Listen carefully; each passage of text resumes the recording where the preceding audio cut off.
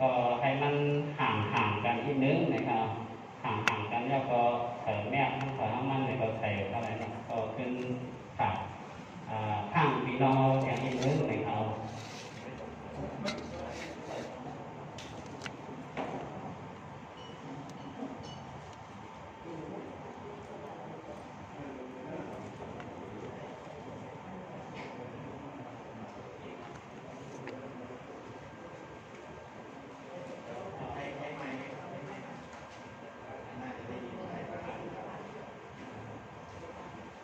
nửa tầng này còn năm lai chèn là nửa này mà năm lai chèn là pin non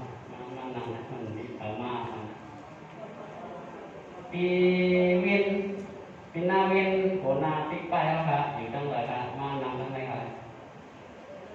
của na tích bay hả mà năm trong này này hả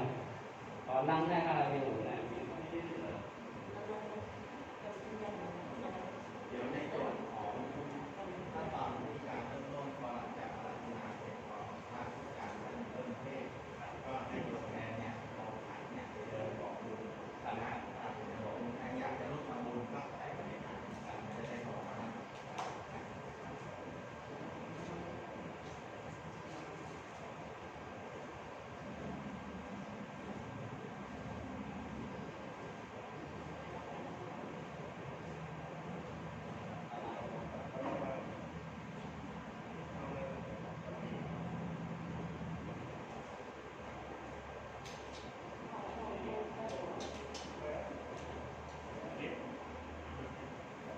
ตอนนี้เลยใช่ไหม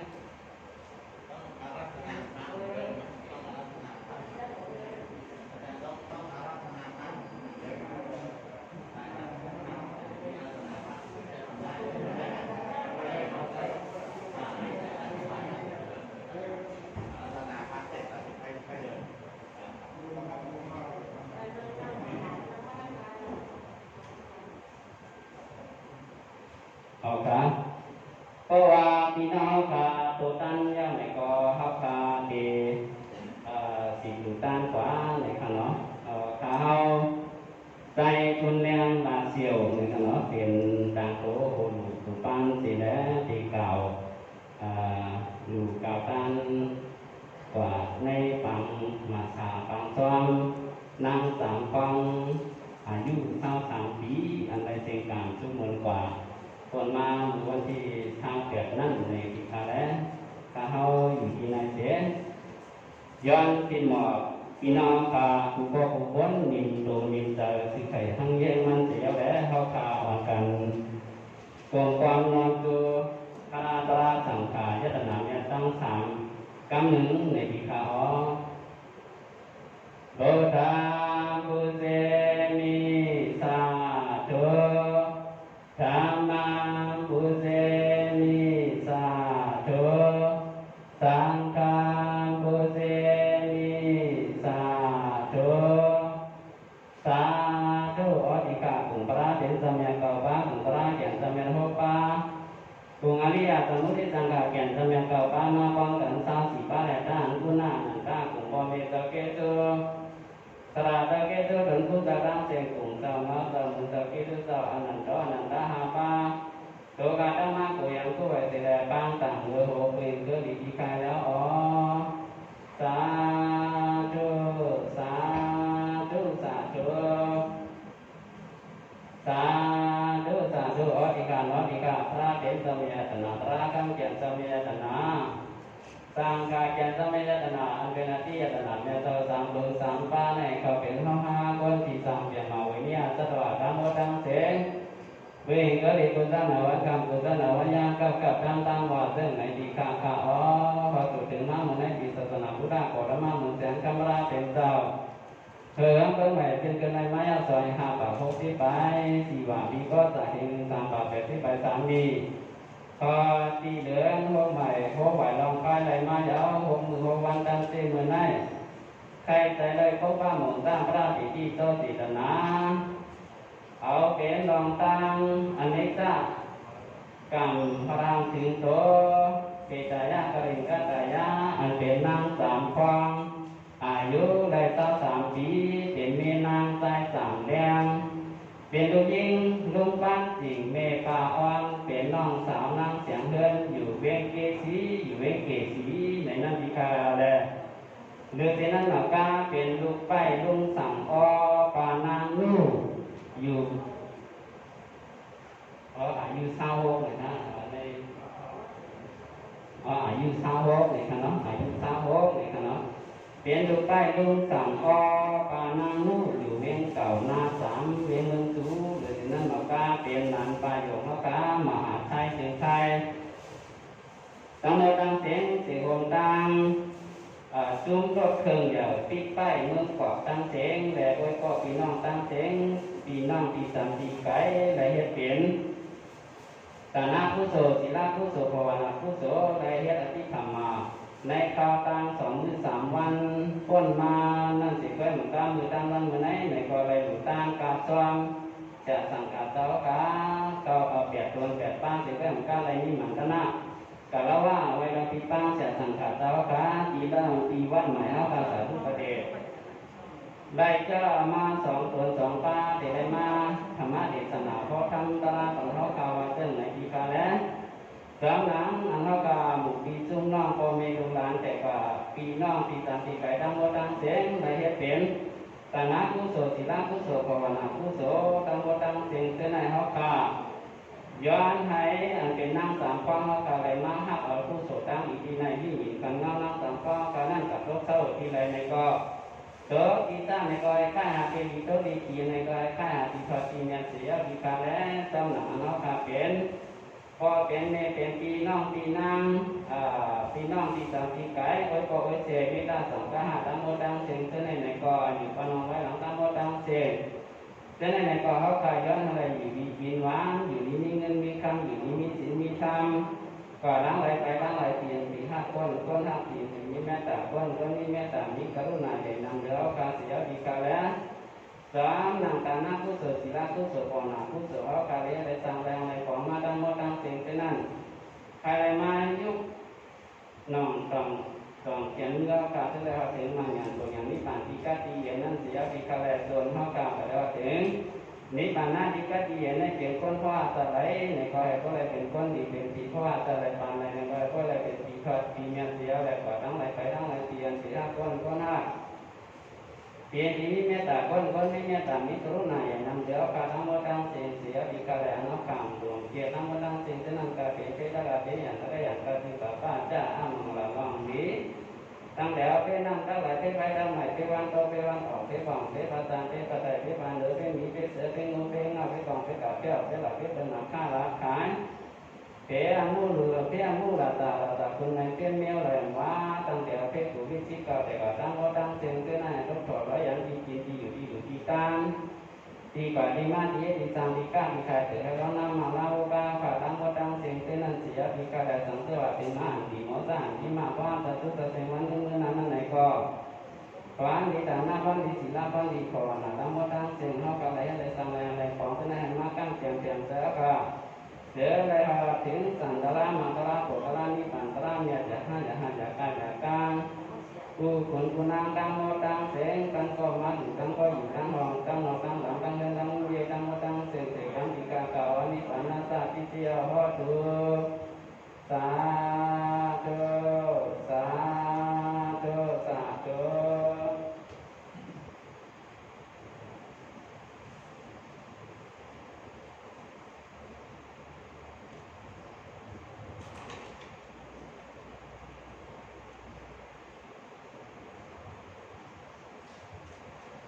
เอาขายังต่อเดียวก็นั่งสั่งให้เอาขาขึ้นนำกันก็พระสังขารยตนาเมตตาสามป้าออกาสร้างลงคอกันกันหนึ่งที่ขาออกาสาออกาสาออกาสากายกรรมวาสิกรรมมโนกรรมนังกรรมโตเฮโสวัตตายจามนาคาสามเยืองเจ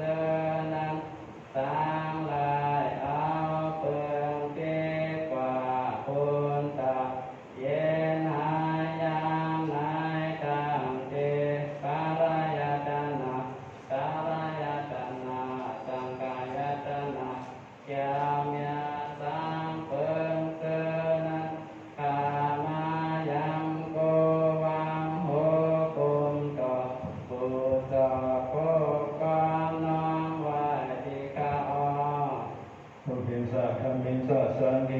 วิปัสสานินาเสดสาวันติกาวันตานามานาภูตาตักราภาสนังต้องหนังจังกันบนคำพระอยู่แล้วที่ออกนอกบ้านมาในกาดีพระกาดีตรากาดีสังขายนาจะไม่ต้องสามเส้นให้เพราะว่าอาภาในถูกในด้านในถูกสามเส้นพันตาหน้าศีลภาวนาได้ดูอันนุ่มร้านในตุงอิงบุกไปก็ในซื้อเขาเป็นบางกลางเนี่ยตรงห้องห้างเขาเป็นเส้นด้านตาตีไรก็ได้เย็นว่าซึ่งในเสียเอาแรงมือด้านพระในที่เราสันติมิตรอันเป็นนางสัมภาระอายุทนถึงเศร้าปีลูกหายตายภาษีสัมสุดัง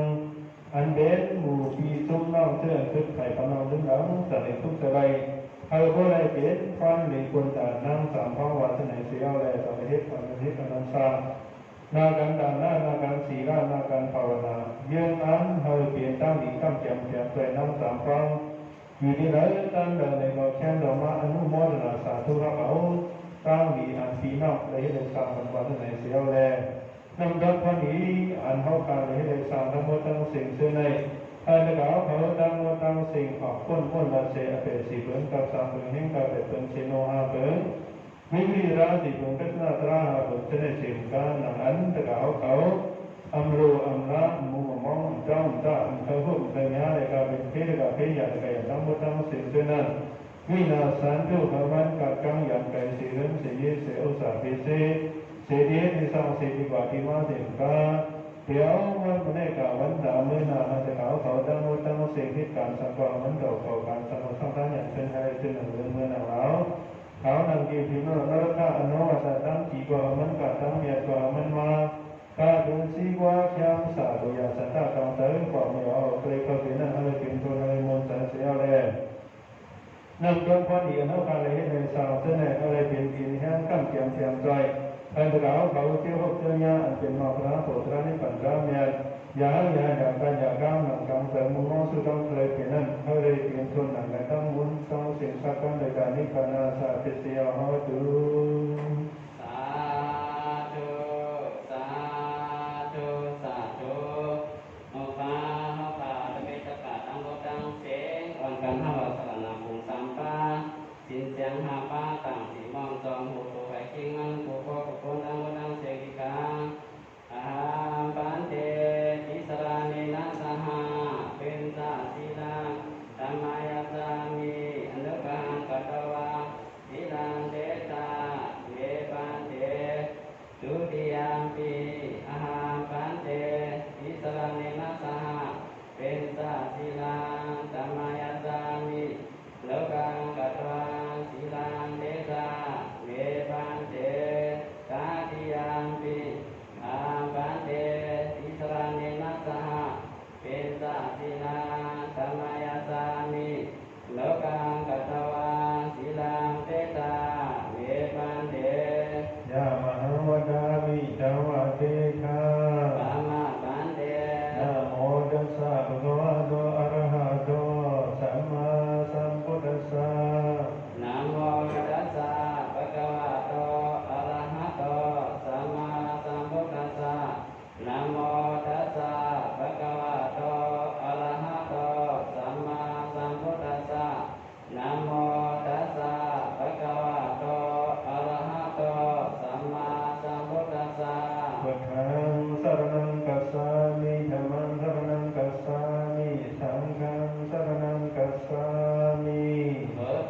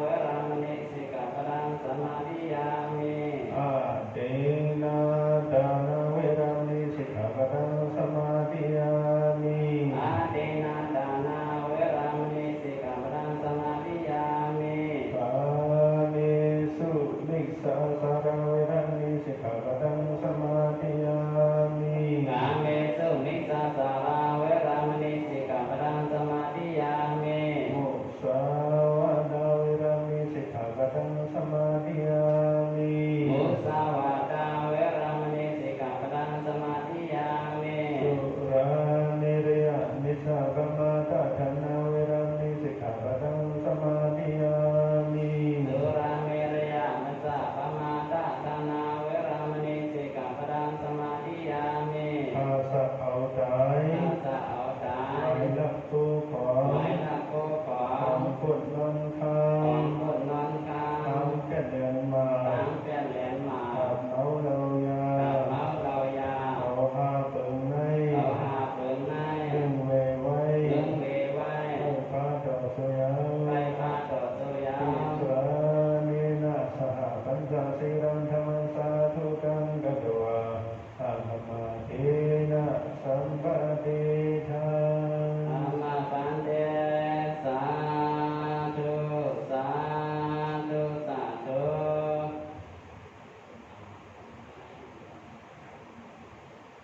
ปันเตปันเตปันเตวดิสาวพุงเงาติ่งฝันเขาคาตะเก่าวิสาตาตันมังงำเงาหาตามเจอกางเมื่อเวียงเสียงดีอย่างแหงโลโกสะโพตราคัมราเสียงลาวสีเขาใส่พิไลคนสัตปัดกันเพราะอันที่น้ำอันเป็นสุขกันวิจมายามทำแกนดอกสาวสัญญังโมปันให้อันเขากาเบตากาให้ผู้ใดยังอยากผ่านตีตังสุตังอยากเหตุเอากาผู้ใดเจ้าว่าจึงโกจึงมาพิฆาอเจ้า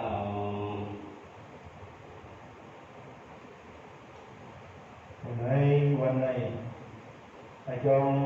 ลองดังยื้อไว้อันเป็นนางสันพอตาอายุจนถึง20 ปีได้ยาเกขึ้นก้าวลูกหายใจกาเสียแต่ในมีดังหมู่พี่ทุกน้องเจออยู่กับน้องเดินหลังทุกจะไรหาคนเป็นการดีสายยุบจอยยอง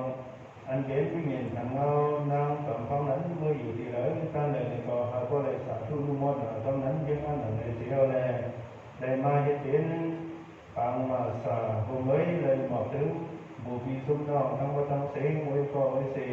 เธอสันใจในสังเธอมีสันเธอเธอวงเวทวงสาวเธอในสังในสมัยวันกันมาพากันเราก่อนมาถึง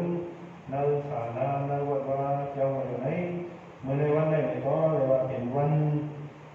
พอเมืองเขาก็เป็นวันสงครามโตในขณะวันเมืองไทยในก็เป็นว่าวันเผาในเนาะ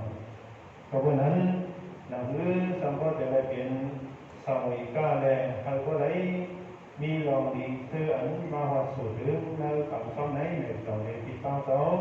เขาเมตตาเทศนาตรากันปัดปัดเสาขอเกี่ยวกับเมตตาเทศนาตราคือเอาอันเดิมทำเหมือนคำพระหรือเราห้อยที่นั้นธรรมะพระอันเห็นสามาวดีวุฒินั้นเฮ็ดลองตั้งยอมมันเสียแล้วเทมาเทศนาทันจะเขาทั้งหมดทั้งสิ่งเขาก็เลยความในนี้เย่าก็เขาก็เลยเอาเสื้อตื้อเสียงกาเขาก็เลยเป็นสามีกาจอมอันเป็นนางสัมพองเขาคาในรูปหายใจขาคนมามือหลายวันไหนในขณะข้อมือสุขเขาไปหอตราไปทำตราไหนในเสาอนุญาตกันจะเขาทั้งหมดทั้งสิ่งเขาจะเขาทั้งหมดทั้งสิ่งนางไงตึ้งหื้อลมเตอตึ้งหื้อนางหื้อเตอเขาพาพ่อเต็มพ่อหมดหิวนางหื้อเสาพาสัมปติในทำตราสิ่งเขาพ่อไหนเอาเก็บซิมเขาพ่อไหนหมอเอาเสื้อคือกว่านั้นเนี่ยนางไงตึ้งหื้อลมเตอตึ้งหื้ออยู่เสาไหนดีตึ้งหื้อในก็ไว้กังสมาธิยิงสีขอบอกว่าเนี่ยเนาะเขาเหมือนสู่เขาไปหอตราไปทำตราไหนเนี่ยเขาข่าวกันนั่นยังถึงอันเย็นเจ้าผู้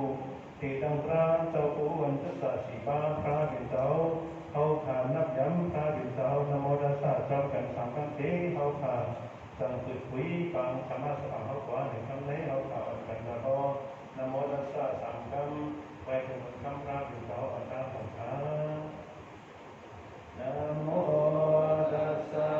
ภะคะวะโตอะระหะโตสัมมาสัมพุทธัสสะนะโมตัสสะภะคะวะโตอะระหะโตสัมมาสัมพุทธัสสะนะโมตัสสะภะคะวะโตอะระหะโตสัมมาสัมพุทธัสสะสาธุสาธุสาธุเมื่อนั้นวันไหนในแต่ฝ่าเขาก็อันกันมาผู้ที่กันยังเสียอันกันมาทั้งหมดทั้งสิ้นขณะเสื่อมหมู่เกศหมู่มีจุ่มเราทั้งหมดทั้งสิ้นนั้นหนังหื้อสัมปทจะได้เป็นความดีหนังหื้อสัมปทจะได้สังเวช nơi bằng mà sản Việt Nam dòng con ấy nên xã hội điều đang ra đồng tham gia Việt giàu ăn mà nơi tham gia với ta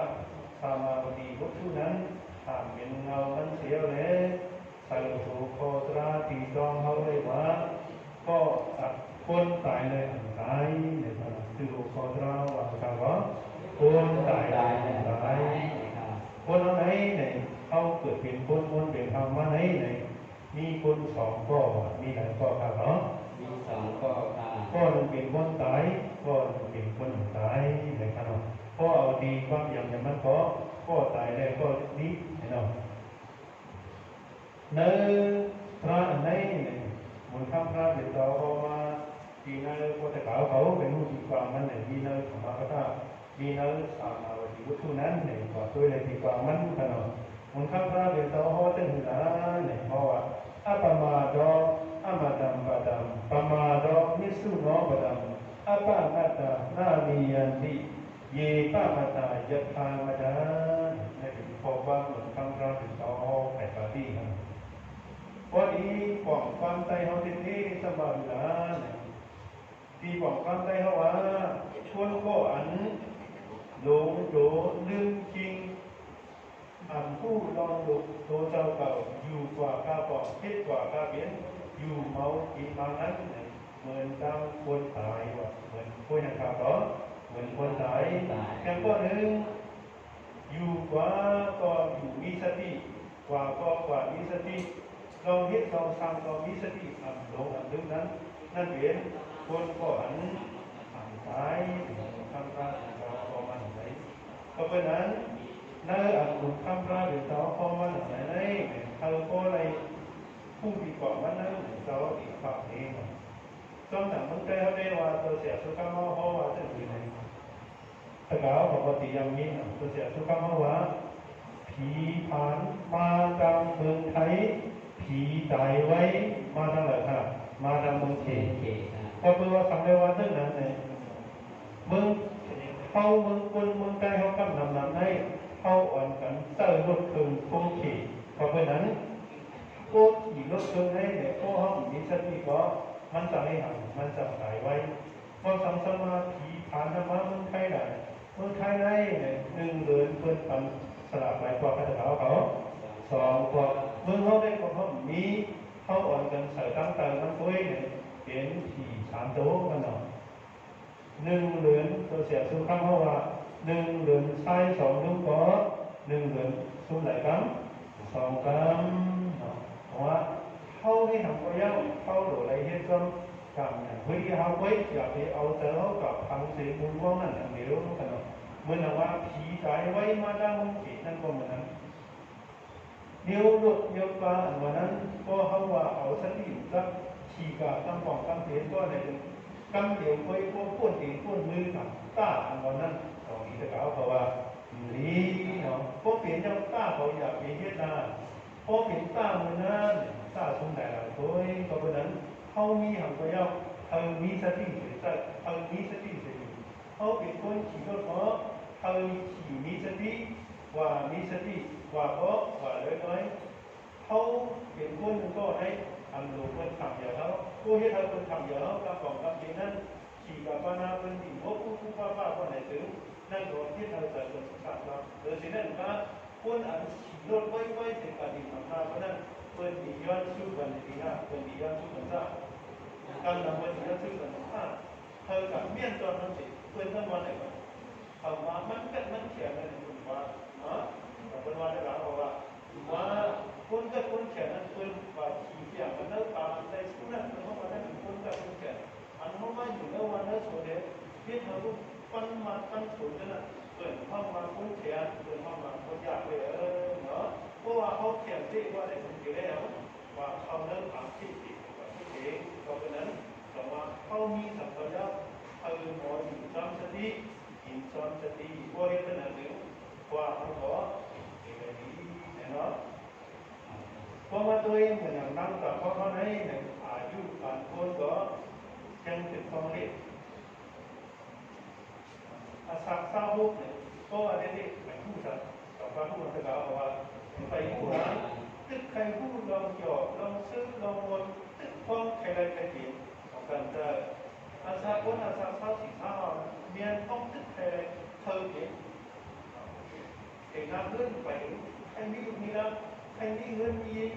thơ mỹ nam hơn thì đỡ tới trường khơi là với cả lông khơi lông thảo này cho để tăng cả thảo đó hôm nay họ tăng làm hôm nay thì với cả xã hội thì đó các bạn ở bên đó mưa phong tăng ăn không phải xem đó là sao không phải xem mưa phong như thế nào thì đó phong thì lấy thế nào phong thì lấy thảo còn thì lấy cam ra thì nó các bạn nhà bị lông bị nước ta lúc đó cỡ nơi cảพอสั่งสอนพระถึงเราตั้งหลังตั้งหลายขาดเสียสิ่งสี่ฉะนั้นพอมาผู้ฟังอนุคำพระถึงเราเพราะว่าถ้าประมาณเท่นะสัมปะเทนะเนี่ยพอฟังผู้ในผู้เดียวไปในกิจการสามของในพอมาผู้คนพอฟังในอนุคำพระถึงเราสั่งไปเองเห็นเจ็ดปากไปเขา12ครั้งแต่ก็ประกาศว่าเห็นเจ็ดปากไปเขา12ครั้งก็เหมือนเราอยากของคำพระถึงเราในคำสั่งทึกสารก็เป็นมัดเราอยากในของสั่งทึกมุขพระถึงเรามือก็มุขพระถึงเราที่แล้วมือคนนั้นก็กลางนั้นมือมุขพระถึงเราที่ออกฐานซ้อนนั้นก็ถ้าประมาณเทนะสัมมาเทนะถึงมือความมาก็ถ้าประมาณเทนะสัมมาเทนะอย่าไปลงไปลึกตาดูขับตัวอย่าไปลงไปลึกอย่าไปลงไปลึกที่สังละอย่าไปลงไปลึก2 นิ้วแต่เรียกว่า2 นิ้วเขาเขียนพูดให้อันดับรองที่สุดมันเห็นในตรงดึง2 นิ้วหมายหนึ่งเขาเขียนพูดให้อย่าไปลงดึงตอนต่างเกหาไปแบบนี้หมายสองอย่าไปลงดึงลองเหตุการณ์กุศลเพราะว่าเขาลงดึงลองอันหาไปแบบนี้มือเขามีเอ็นมีแฮมเขาเหตุเขาหาเลยเพราะว่าถึงมืออาชาเขาอย่างมาเองแห้งเขามุดไม้อะไรต่อไปดีปันเขาอะไรจะกล่าวว่าปันความใจเขามีว่าตีนมือเปลี่ยนขาก็ต่อเป็นห้องกันไหนห้องกันไหนความใจเขาแบบมีว่าตีนมือเปลี่ยนขาก็เขาห้องกันไหนมือเขามีข้าวยามในเฮ็ดแก่อะไรความเล่เนาะเขาเฮ็ดอะไรมาเขาหลงมองความใจเขาแบบว่าเฮ็ดความสิ้นเปลี่ยนอย่างยิ่งกลุ่มวันเขาสั่งสอนให้ว่าเฮ็ดหาเจ้าปฏิหารหอมเจ้าปฏิหารซิมเจ้าของแกงเนี่ยมันแกงกินแกงใส่ความตั้งตาเอามือเขาอย่างนี้แกงมือเขากินอยู่เจ้านะมือเขาถูกเจ้าเราอย่างมือเขาเฮ็ดอะไรนั่นตาเต็มขึ้นชายขึ้นเหมือนนั่นเลยของเขาหอมเขามาอยู่เมืองเขาอะไรเงินมาแล้วเฮ็ดอะไรเฮ็ดเนี่ยถ้าเจอเฮ็ดเนี่ยความซิมแป้งเนี่ยดอกที่มามีเลยเราเฮ็ดก็โหลเฮ็ดช่างสวยงามโหลความเนี่ยในอย่างของซิมฟ้าของซึ่งก็ความเต้ความอยู่ก็กระป๋าความที่เปิดความที่เขาโคตรนั้นดอกที่มีความดีนะแต่ว่าบุญคำพระเป็นเราแต่ว่าเขาเฮ็ดการทำเขาเย้าเขาหมอเฮ็ดหาความซิมแป้งเขาอะไรมาเย้าเรื่องนั้นเนี่ยเขาก็ถูกไปหมดแต่ว่าเขาดีที่สุดเย้าของเรื่องนั้นดีสุดคืออะไรการดูการข่าวของเขาไม่มันเหตุการณ์การเข้าตรวจถึงอันข้อมูลว่ามันแต่เขาพวกสัก50-60คือมือนั้นต้องเข้าตีเรียนในไปในติดในเงินมาเดียวในหูเขาก็หลบมาตาเขาก็มูมาแห้งตัวแห้งตัวเขาก็ตีมาอันหนึ่งตีในมีหันเลยมีโซฟาเป็นมีหันมาก็โซฟากลางความใจเขาว่า1 เท้า 1 สุติจำได้ตัวเด่นเฮ็ดในช่วยกับโซฟาเฮ็ดในหรอนั่งหัวโซฟาวายอยู่โซฟาลูกเฮ็ดลูกหลานเฮ็ดลูกแต่โซฟาอันเข้าย้อนในนี้หันในมีโซฟาอยู่ตัวเองก็เจอนั้นย้อนหมดเนาะแค่ตาเขาย้อนแค่หูเขาย้อนไว้กับแค่โซฟาเนี่ยย้อนเพราะฉะนั้นมือป้องเข้าไปเป็นเส้นเนื้อในมือป้องตะกาวเขามีเอ็นมีแห้งเลยเราก็ถามว่าเขาเฮ็ดหาวันชิ้นแป้งเนี่ยครับว่าเฮ็ดหาความชินแจสองเด้อลองให้ตีในลงในดึงก็จะกล่าวเขาลงดึงลองให้หาความชินแจก็ในดึงก็ว่ามันจะกล่าวเขาอินแห้งโอนหวานมากก็ในดึงเนี่ยจะกล่าวเขาที่ทุกท่าเนาะสองเราต้องให้คำรามเป็นเราสั่งสอนโดยหมายนึงเข้าเป็นคนในอยากไปลงไปดึง หาวันพุทธะหาวันสิ้นแก่เล่เกิดตรงเดียวคนเขาหนึ่งก็ไหนคนเขาก็อันตรงอย่างที่จุดวันสามการกินข้าวในจังไรในเขาหรือในอันที่นั้นก็เขาดีเขาสังเกตดูดีในแต่ว่าลองเห็นไหมมันก็ลองเยอะตรงนี้เขาจะกล่าวเขาถ้าเจอเห็นเจ้าไม่ทำเนี่ยเขาถ้าเจอความอยากทำเนี่ยสิ่งที่เขาแก้ปัญหาอันเราดีใจเขาโม้วนที่เห็นความสิ่งที่เขาจะเป็นนั่นเนี่ยเขาที่สุดท้ายไปในมือนะก็เป็นหมายถึงคำถามที่เราว่าอยากให้ลงไปเรื่องนั้นเนี่ยเขาจะกล่าวเขาความไปแบบนี้เนาะหมายสองคุณคำพระเป็นเจ้าวันเนี่ยให้เหตุการณ์ดีกุศลให้อย่างการก่อนเหตุการณ์ดีกุศลการดีกุศลสันติเหตุที่สำคัญพอทำมันกี่คำนะการดีกุศลนั้นเนี่ยเหตุผลจากกั้มเตียมเขาดำสัมปราเขาขาอยู่กว่าไงเย้ากว่าเขามีที่คุณดีนะเพราะเขามีฐานะทั้งเป็นฐานะเพราะว่าคนหนึ่งก็มีฐานะเกิดเป็นคนเป็นทางการในการในระยะทางมีโกของมันทำเด็กตัวเนี่ยมีโกแต่ผู้ดูเด็กโกแล้วแต่ว่าคุณข้ามหน้าเด็กเราแต่เขาฐานะเจ้าพ่อเก่าก็เคยมามีอยู่เดียวว่าในเรื่องเขาขัดใจเป็นฐานะไว้ยังการฐานะมันแต่ว่ามีข้ามเป็นก่อนเป็นฐานะใจการเขามีน้ำใจแค่ใจไว้ยังอยู่ทุกการเขาของอยู่ในนั่นเขาว่าฐานะมุกเดียวเนาะแค่ตัวแค่ใจแค่นั้นเขาเลยอย่างนั้นเขาว่าฐานะมุกเดียวเนาะหมายสองเขาหาทั้งเสียงควรนั้นก็ควรอันเคยเปลี่ยนตั้งเปลี่ยนเลยของวิเศษก็มีเขาก็เคยอยู่ดีกินวันทุกก็แต่ถ้าเคยนั้นก็เขาเคยอยู่ดีกินวันนั้นแต่ในอยู่ดีกินวันนั้นชอบกินโรตีอย่างโรตีชิมอะโรตีอย่างครับก็โรตีสินค้านั้นของที่สองสินค้านั้นของว่าเปิดฟ้าดูโซฟาก็เขาเปิดฟ้าดูโซฟาก็ของว่าจะเขายาวหมายสามก็เพื่อเขาผู้หันถึงว่าเขาติดตายเมื่อลองอ่านมาเจอเห็นจากนี้สัมที่นั้นก็เป็นหลวงดีเนาะก็ได้เขาว่าคนเขาในผู้ก็ป่าอยู่นั้นป่าตะกาป่าอยู่นั้นก็หันนั่นไปแล้วเพราะว่าหันลูกอันมีอยู่ในโลกนั้นก็หันโลกคนเขาอันอยู่ในโลกกับมันก็วันสายก็ทำอันนี้ก็เพื่อเขาป่าก็มีห้ามันมีลูกอันมีอยู่ในโลกนั้นก็มีโลกห้ามีไปกับโลกคนเขาก็อยู่ในโลกคนก็เขาวันสายก็เป็นอันเขาผู้นั้นเขาดีเลยทางแก้มเลยฮะเขาดีสุดที่ลงโดยเรื่องจริงฮะเขาดีคนตัวเขากันเนาะเพราะว่าเขาทางแก้มไม่ตัวด้านไปเนี่ยกับเขาตีเป็นอย่างเลยผู้นั้นผู้ก็เนี่ยถึงมือที่การมาจะเขาแค่ที่เขาจะเนาะคนเขาเมืองเขาเนี่ยเมืองนี้เห็นมีแค่สัมผัสตรงนั้นผมก็แยกถิ่นแค่ไหนต้องเข้ายังแต่ถึงมีที่การมาcon này là con này cái đó là nhà táiเนี่ยมันไปตายดิ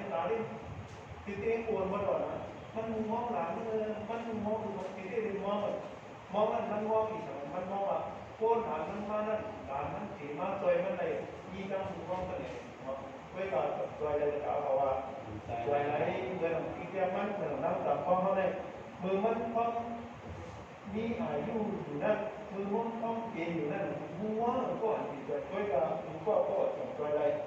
แบบว่าลองช่วยได้นั่นเนี่ยเขามีถึงการเนี่ยเขาที่จะมาแข่งอะไรเมื่อจะเขาที่จะมันอันนึงต่อเดียวกันเขาดูลุยคำน้ำกว่าคำพูดเขาคือเวลาลุยน้ำตัวถึงที่ลุยน้ำเขาน้ำมาได้ต่อที่มอลุยน้ำมอก็อยู่ในฝั่งไหนว่าลุยเรื่องไหนลุยน้ำไหนเอาขาพูดเรื่องไหนเอามือสวยเรื่องไหนเปลี่ยนไหนใครสอนเรื่องมือสอนก็ช่วยกันไหนเปลี่ยนไหนเนาะสอนมือเขาไปตายไหนเขาอยู่ในคือลองตายไว้เนาะเมื่อน้ำตาว่าอายุที่ท้องเด็กท้องไว้มันก็ตั้งตามมันเด็กเคยมีเหินเคยมีเย็นเคยมีตุกน้ำเลยเคยมีนาเหินอยู่ตรงกลางมันไปกับตั้งขาดได้ไปเซ็งไปกับอายุไม่หนาวอายุสมบูรณ์ซื้อห้าก็เหมือนกันนะเนาะ ตั้งถามเขานั้นใครมีนั่นใครมีนั่นเข้ากลุ่มโดนหรือลูกที่อันเฮ็ดอันเจ้าว่าสมมติอันข้ามพระเป็นเจ้าใจให้สอนการไปมามีก็เฮ็ดไว้การมีผู้สู่ก็เฮ็ดไว้เพราะเดี๋ยวถึงมือเขาเฮ็ดอะไรมาอะไรในนั้นเขาตีเลยอย่างเต๋อความใจเขาตีว่าเขาตีเลยตาเขาตีเลยครับก็ตาเพราะตาจะนั่นสองที่ตะก้าเพราะว่าดีตาเขาเฮ็ดตาเขาพามือก็มีเฮ็ดตาเขาอยากเฮ็ดใจตาเขาอยากเฮ็ดเพราะตาเขาจะนั่นสูงหลายๆคนแต่ว่ามือพ้องไปถึงตาจะนั้นเขาจะต้องเลยเฮ็ดไปถึงไหนการไปมามีความเฮ็ดเลยการผู้สู่ก็การเขาความเป็นนั้นถึงได้คัดเลยเพราะว่าเขาเฮ็ดได้ถึงตอนเพราะว่าเขานั้นตัดเตะเลยก็เห็นเนาะในตราในคำพระเป็นเจ้าพอลองอันบุญอันบุญสองอันในเรื่องตัวทำพ่อเนี่ยย้อนเปิดตะกาวปกติยังมีอยู่ลองตั้งอันนางสามเอาดีลองอันใดตั้งย้อนเปิดอย่างยกริขัดลองนั่งหมากกันดีเอาให้เขาเล่นสายตั้งเจ๊มันคำพระถึงเขาจะข้อกันขาดอันไหนเนี่ยอยากไปลงไปเรื่องตาดูขับเอาไว้พอสู่ลงสู่เรื่องก่อนเนี่ยถึงพอถึงมือสู่ใจมานั้นคนเท่าไหนเกิดอะไรอย่างไรคนเท่าไหนกำลังเข้าใกล้เป็นคนเข้าใกล้เนี่ยเข้าใกล้มีหมาหน้าเข้าใกล้เนี่ยครับเหรอมีหมาหน้าในบอกว่าทำในบอกเขาพอมีเงินคำก็เอาเงินคำไหนเห็นหมาหน้าพอมีชื่อคือก็เอาชื่อคือเห็นหมาหน้าพอมีเงินจากชื่อคืออยากก็เอาชื่อคืออยากเงินจากเห็นมาเห็นหมาหน้านั้นจริงๆมันมีกฎมีกฎโดนด้วยมีกฎครับเหรอคนเขาถูกก็มีลมในสองเป็นช่วงเขาลมเขาคนถูกก็เป็นทับเขาย้อนเขามีลมย้อนให้เขาย้อนมีลมมันจะกล่าวเขามือนั่งสามท้องมีลมมันจะกล่าวเขาก็ทับถูกก็คุยกันพวกเอาลมมันออกไปเยอะไหมก็เขาหักหรือสิ่งทับขึ้นก็เป็นคุยก็วิสิ่งต่างๆก็เยอะเพราะว่ามีลมเนี่ยคือว่ามันหัวเขาเนี่ยมันโคนเนี่ยโคนจะกล่าวเขาว่าหัวเป็นมือก็เป็นลูกนี้นอนก่อนกันอยู่ก็เยอะเพราะว่าลูกมันขายก่อนเลยโอ้บ้างเดียวกับโคนจะกล่าวเขาโอ้คนเราโอ้ก็อันนั้นโอ้นั้นบอกว่าแข็งตัวเลยหายตัวเลยว่าโอ้ยที่คนนี้แต่คนตายอยู่แล้วแบบก็เนี่ยสองท่านครับทำแบบข้องพัดเขาซิดปากข้อเลยเขาซิดเขาก็รันน้องว่าพัดเนาะก็ตัวเขาพัดกันย้อนตัวเขาเนี่ยย้อนตัวเขามีลมย้อนตัวเขาก่อนย้อนตัวเขามีลมก็ตัวเขามีลมเนี่ยเป็นสมพัดก่อนแล้วเพราะว่าเขามีลมเขาหายก่อนย้อนไปขึ้นหนึ่งเลยสองพันที่ห้าพอมีลมเนี่ยไหวไหลขึ้นก็ย่อไหวไหลขึ้นก็เป็นทับพวกมีลมเนี่ยอย่างที่ว่าขึ้นหนึ่งละไหวสูงมากมันก็เป็นทับเนาะเสาที่เราเนี่ยลองทดเสาที่หนึ่งขนาดการเสาเขาเลยลองมีเลยเป็นสามก้าเลยลองมีเนี่ยเจอละการเสาเขาในมันเป็นมันไปมีรถรถตอนเขาว่ารถถึงมันเขาว่ารถสามซ่าเป็นแบบนี้เหมือนนั้นก็เลยจะมีเหมือนนั้นพวกนี้เนี่ยพวกเขาในพวกอันนาขึ้นเชียงเนี่ยหรือพวกนาขึ้นเกี่ยวกับนั้นมืออยู่ที่เนี่ยเป็นก็ใครตายคุยกับคนตายไว้เราเป็นใครตายใครตายเขาต้องใครตายเราหันไปกับเราก็มันกับเสียงห้องใหญ่กับเสียงห้องใหญ่แล้วมือกว่าได้เอารถเข้มๆเลยครับกว่าคุยกับถึงมือกับเสียงห้องใหญ่มีลมเนี่ยกับที่เอามาตีหัววานเสียงมาเขานั้นเขาก็เคยตัดกำลังสู้ยากในวันนี้พออันเป็นเจ้าเด็กเขาใต้อันเป็นเขาไม่เด็กเขาไปนั่นเลยกับเอาทออันนั้นเสียตัดมาเลยก็มาว่านางเลื่อนบนเตียงโทนมีกูเลี้ยวที่สังเกตครับก็ตัวว่ายอดมีโยเพราะฉะนั้นก็ตัวเขามีโยเนี่ยเขามีทางเหตุตัวว่าเขาเขาขึ้นเดือดมันขึ้นเยี่ยมฉะนั้นเอาพอเอาสั่งก้ามันทั้งสามข้อเนี่ยพอคนเขาเห็นคนก็เขามีโยจะเป็นแบบโยไปพอเขามีโยเป็นโยเขาเอาพอเอาก้ามันทั้งก้าเขาสองคนเลยว่าอย่าเดี๋ยวดื้อต้องมีความเขาจะเอาเขาเย็บสองเดียวแค่ไหนเดียวครับว่าสองเดียวไม้นึง อย่าไปลืมหาไปแบบนี้หมายสองอย่าไปลืมเหตุการณ์ที่ผู้โสจะกล่าวเขาตกแต่เรามาเนี่ยร่างมันได้อันอย่างนั้นสองข้อหลายข้อครับเหรอสองข้ออันนี้เขาคัดใส่เหตุการณ์ไปแบบนี้การไปแบบนี้นั่นอย่างว่าหาความสิ้นแดงพอได้ครับลูกหาความสิ้นแดงหมายถึงนั้นเนี่ยตัวเลขหาความสิ้นแดงหมายสองนั้นทำที่ได้ทำอะไรได้คิดความเปิดฟ้าเรียกครับว่าคิดความเปิดฟ้าคิดอะไรของเราในคิดการที่สุดก็ทำมาของเปิดฟ้าถูกจริงเขาเปิดฟ้าสุดถูกแต่เขาแจ้งว่าที่ได้ของการที่ผู้สูงเขานั้นพวกเขาแจ้งว่าพวกเขาเสียฟ้าพวกเขาฟ้านั่นก็ดีของคิดเอาสิ้นแดงเปิดฟ้าอันนั้นตรงที่สุดเรามาปฏิบัติไม่ได้สองอันนี้ครับนั่นสองอันนั้นเราเป็นปฏิเสธที่จะอ่านที่สุดอันมาเหตุการณ์นี้นะครับเหตุการณ์นี้เราการเหตุการณ์นี้ได้ที่สี่อันนี่แหละครับว่าสี่อันความใจเขาจะเจ็บได้ก็มาเจ็บอันเข้าถึงที่เลยคนที่สามอันไว้นั่นสี่อันของไว้ทำของเราทำตอนนี้สามอันนั้นสามอันนั้นเขาเป็นผู้ท่าภาษาเขาเป็นเหตุการณ์นี้มีสามอันแต่หมายหนึ่งตาหน้าหมายสองสีละหมายสามภาวนาถ้าภาวนาเขาเป็นมาจากอะไรก็สมถะและวิปัสสนาเรียกว่าสี่อันนะครับตาหน้าสันติเหตุคนเราตัวเหตุตาหน้าเลยถูกเขายังตาหน้านั่นของมันของมันโดยการอยู่ด้านการอยู่ด้านนั้นแต่ว่าที่เราอยู่นึ่งด้านนึ่งเสียงนึ่งหมดในเป็นตาหน้า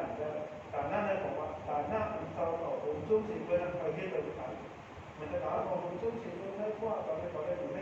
เขาห้ามอะไรสิ่งเป็นเขาจงถึงตาหน้านะหมายต้องเขาเกี่ยวหมายต้องนั่นที่ได้อย่างที่ได้พูดได้ลึกนะอ๋อเหมือนเขาได้เหมือนนั้นผมจงอย่างหนึ่งเขาพูดก็ว่าเป็นตรงที่เขาบอกเขาได้เห็นอยู่นะเขาถึงจงมาเขาถึงชี้เขาถึงข้ามเลยก็ห้ามใจมันจะกล่าวว่าอันหลังเราที่สุดมันจะกล่าวเอาเลยพอเข้ามาเนี่ยเขาคิดง่ายสิเลยนะต่างนั่งก็กล้าถึงกับผู้ขับง่ายเนาะสวรรค์กระตัดเนี่ยเจ้าก็อุปสรรคเนี่ย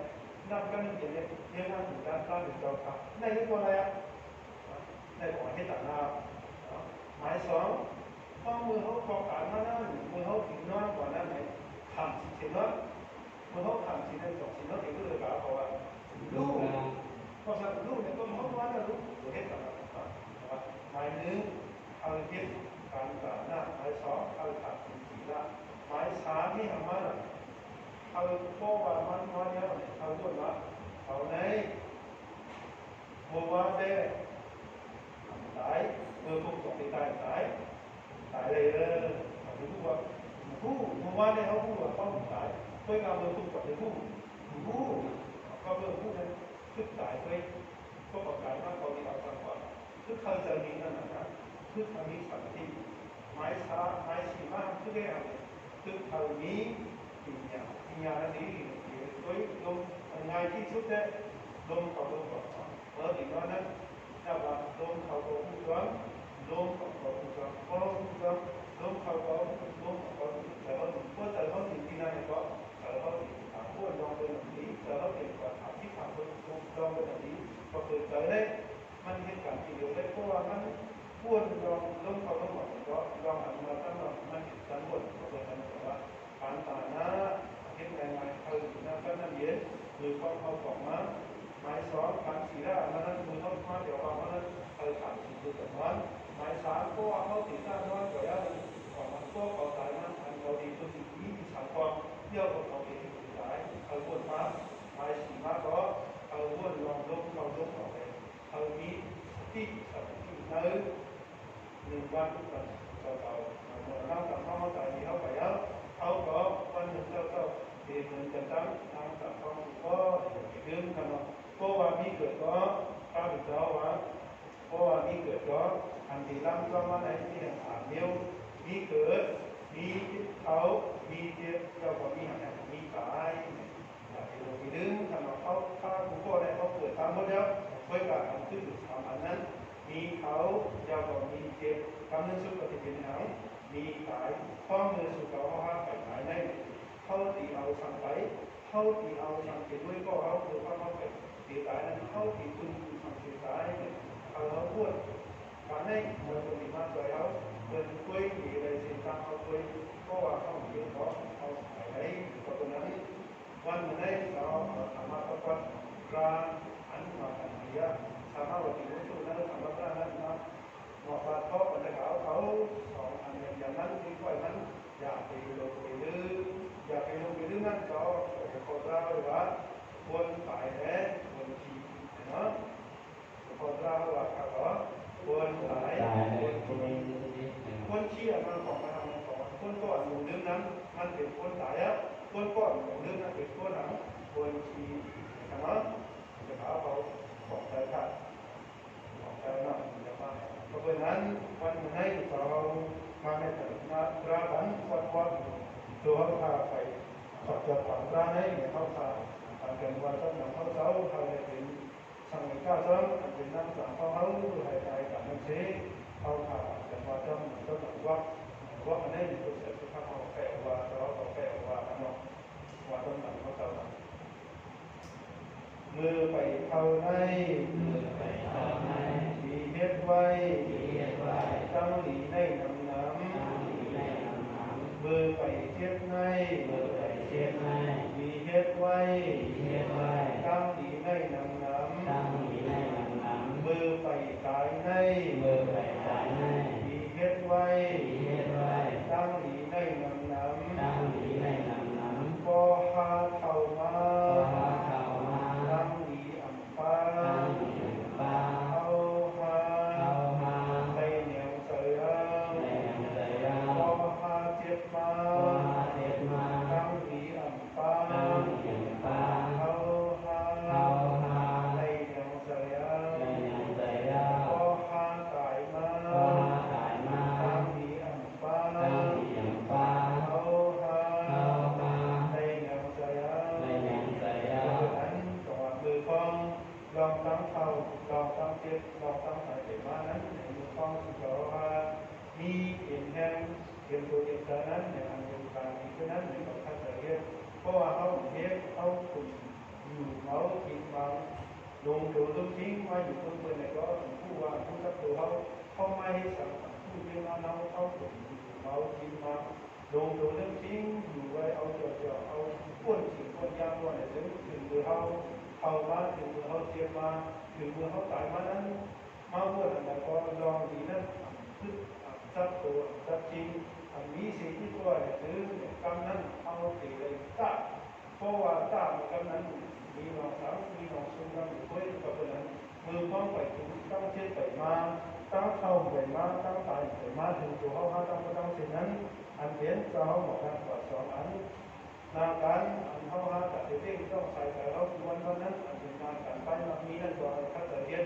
ตอนนั้นเอป้ากับเขาตั้งสัมสระเขาอันเป็นนาการตาหน้านาการชีร่างนาการถอนนั้นก็มันจะเขาจะเรียนเสียเลยพวกนั้นถึงว่าอันเป็นนาการเขานั้นอายุอาชาเล็กอยู่ก็ยังสังสายเขาหาก็อย่าไปว่าอาชาเขาเล็กอยู่เขาอันขายเขาอันลูกพวกอาชาเขาไปถึงชั้นนั้นความอ่านแต่เขาอ่านลูกอย่าไปเอาเจอเสนอใส่นั่นจะเสียลองตั้งแต่ในคุยอันนั้นคือลองจากเขาลองตั้งเทียนในคุยอันนั้นคือลองจากเขาลองตั้งเทียนในคุยอันมันคือลองจากเขาวันหนึ่งเจ้าเขาก็ตีไปหนึ่งนั้นมือเขาตั้งแต่แบบมานั่นเองเอาทำอยู่ก้าวกล้าเสนอตัวในที่เสียเลยวันนี้อันเขามาในสัปดาห์นั้นเราต้องศึกษาในข่าวละเอียดมาหน้าสังเกตตัวที่มันเสียเห็นแค่อันเขาพาไปเห็นเสียสังต้องศึกษาไหนอันยุยองเขาเขาจำเสียเจ้าหันอันเป็นมาพระตัวนี้กับพระเนี่ยอย่างการคุยกันตัวของสุขภาพตัวของปัญญาดีแล้วนั้นสัมผัสในก็เป็นคนจะในก็เขาจะเขาเป็นคนดีเป็นที่จะอะไรก็อะไรเป็นที่ดีที่จะเสียอะไรเขาจะทำของถึงอันเป็นนาการตาหน้าอันเป็นนาการศีลอันเป็นนาการภาวนาเสียนั่นตั้งความที่จะได้ทำยุยองเขาตั้งสิ่งที่จะนำอันเป็นนาพระตัวนี้กับพระเนี่ยอย่าให้อย่าการ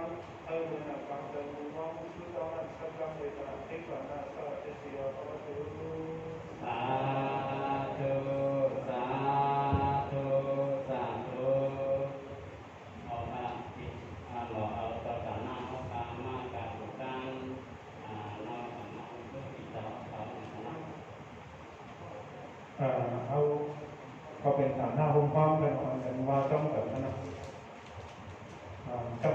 ยุ่งไปก่อนนะก็เขาเป็นฐานหน้าห้องพร้อมเนี่ยเขาได้เป็นชาติการฐานหน้าเหมือนกันนี่กันยิ่งไปกับกันนะแต่ว่าต้องทำเท่าเท่าก็เป็นชาติการฐานหน้าห้องพร้อมฐานหน้าห้องพร้อมกันต้องมุดต้องเสียงเจอเลยหรือได้เราต้องมุดต้องเสียงเจอนั้นอะไรเป็นชาติการฐานหน้าเหมือนกันเนี่ยเขาเอากันเอาว่ากันว่าต้องทำเท่าเท่าเนาะเมียงพันเตสัง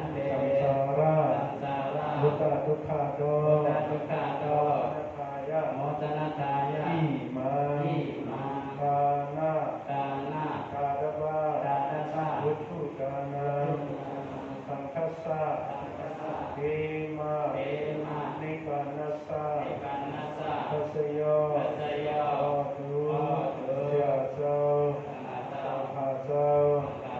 ทั้งสิ่งที่ข้าเอาทั้งหมดทั้งสิ้นนิตานาวะกัมมาวุตุมินตาคุณเลยออกยาเข้าเจอทั้งสิ่งเชื่อนาเยินอานดันถือนิตานสังขาเศร้าสิ่งข้าออกนับวันดีเขาขาได้กันทั้งสิ่งเชื่อนาเขาขาดีกินหวานด้วยกันขึ้นใหญ่อะไรเป็นแห่ตั้งแก้มซอยสาบะถือทิกมันทิกาเยต้องเต้าขามุงมองอะไรเขาเปลี่ยนนั่นอะไรเปลี่ยนคนกัน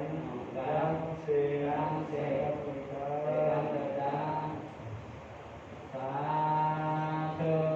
สาธุสาธุ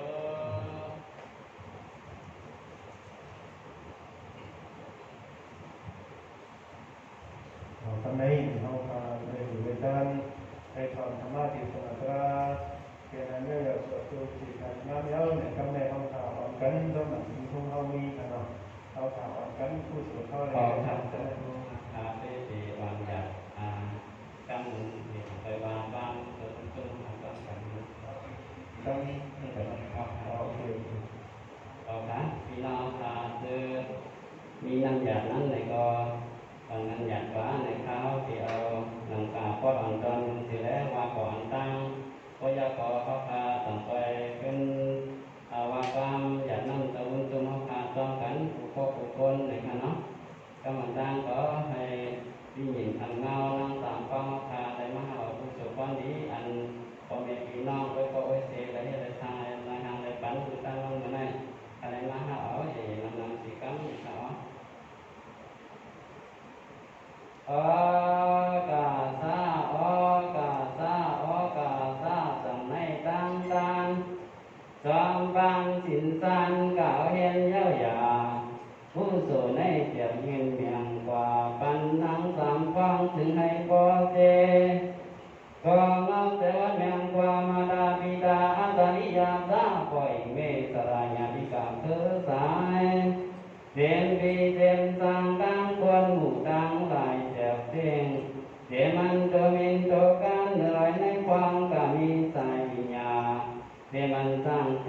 เลยกามเสกุทุอาหาราสัตวาในถึงสามเมืองให้อยู่โดยกายสุขาเสกาสุขาลองเสือสามีเจอะไรต่างห่างปองหาตั้งดีสีใส่โตป่วยสามเมืองจามกลางเพออกไปกุดีเลยตะมุนเลยมุนนอสาธุสาธุสาธุกุศลยินดีนายมีไรมีนามองพระเจ้าได้สัมภาวิมา